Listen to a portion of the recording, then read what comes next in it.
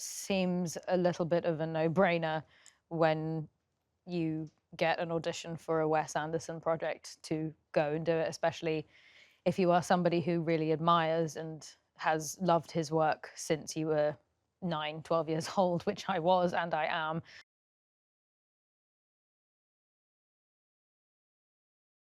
They had given me a scene from a completely different project that had absolutely no bearing on what the actual script ended up being like in the slightest.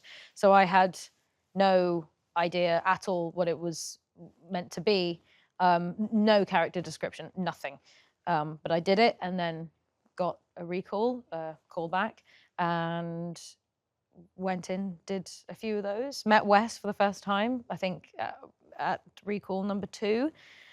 And I remember I was very nervous to meet him, and then he opened the door and he was wearing pink socks and slippers, and I was not scared of him anymore. And glasses and a stripy shirt. And we just spent a lot of time talking, which was great. And then I finally got the script. Actually, I wasn't expecting to get it at all, but to my surprise, they sent it to me after they told me that they wanted me to do a chemistry read with Benicio, and it was on a timed link, and I read it, and I didn't stop reading it, and I'm a very slow reader, so that is impressive for me. And my initial thoughts were just, holy shit.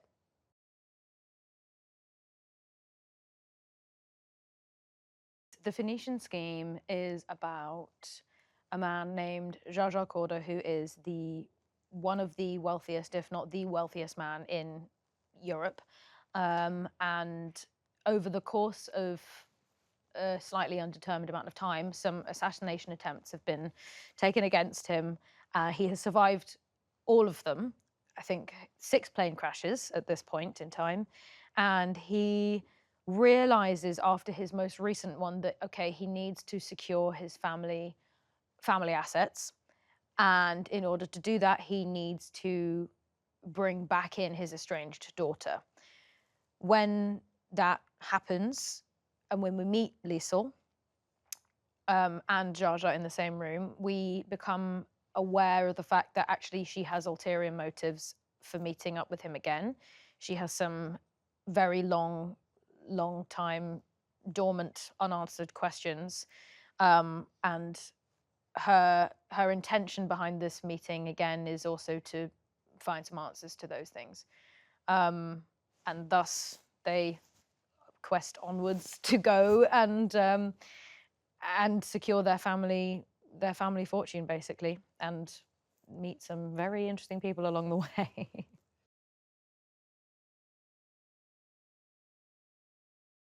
Michael Cera's character, Bjorn Lund, is an entomologist, which is a great word, is an entomologist who has been hired by Zsa-zsa to tutor him during moments of his free time, I think is actually the line. And Zsa-zsa has a thirst for knowledge of varying different kinds. Clearly, insects are the most recent topic of interest. And seemingly by accident, but also quite possibly because of terrible planning on the part of Zsa-zsa, Bjorn ends up sort of becoming the administrative secretary. And it sort of it just all sort of gets intertwined from there, because he's suddenly the administrative secretary to this mad harebrained scheme that, how could that possibly work? But yeah.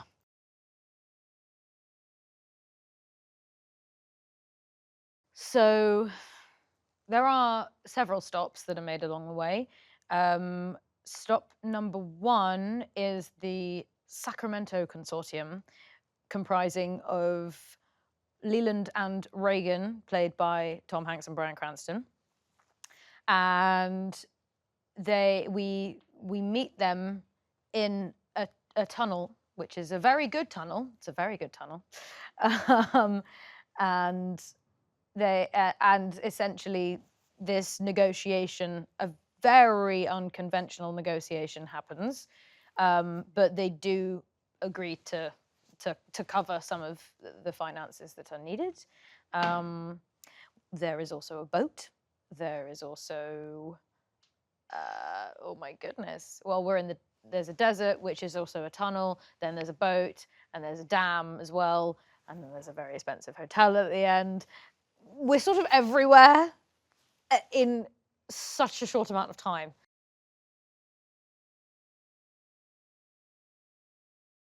Getting to do that scene with Michael was so much fun.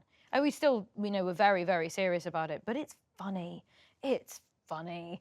Michael's getting drunk on 3 beers, and I don't drink hard liquor as a nun, but I am seemingly fine. It's funny. And we had a lot of fun doing that and trying different things. And then watching Michael seemingly get progressively more drunk as Bjorn was one of the funniest things that has ever happened. Also, Michael ad-libbed a lot, much to the encouragement of Wes, but he would regularly just like come out with random Bjorn-isms. And there was one thing that he did in the section just before the tunnel. We're out in the desert and we meet Prince Farouk, played by Riz Ahmed, who is a gem of a human being. And I think Riz is meant to say, in reference to somebody who has been injured, oh, he didn't suffer. And Michael just completely unprompted went, oh, I think he did. And we were not expecting him to do that. So I remember looking at Riz and just then looking at the ground, but then not being able to not laugh. And then everybody was laughing and the accent was brilliant. Oh, Michael's just hilarious.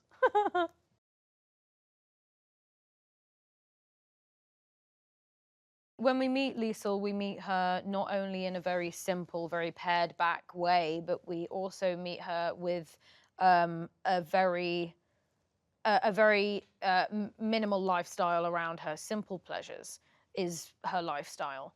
And her pipe, which is sort of just, a thing that she has, is replaced with a much later on, we actually don't see this until infinitely later on in the film, is replaced by this beautiful, incredible, ridiculously gorgeous pipe that was made by Dunhill with semi-precious stones in it.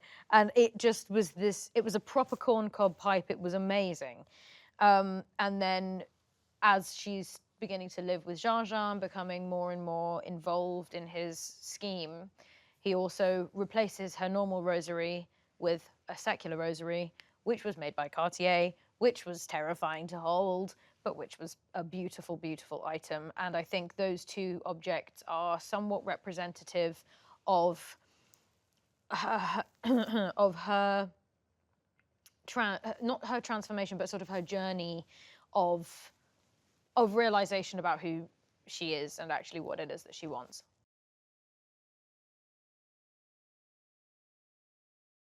Working with Wes is an experience that I will never forget as long as I live. He is the kindest, most brilliant, creatively minded person that I have ever had the fortune to encounter.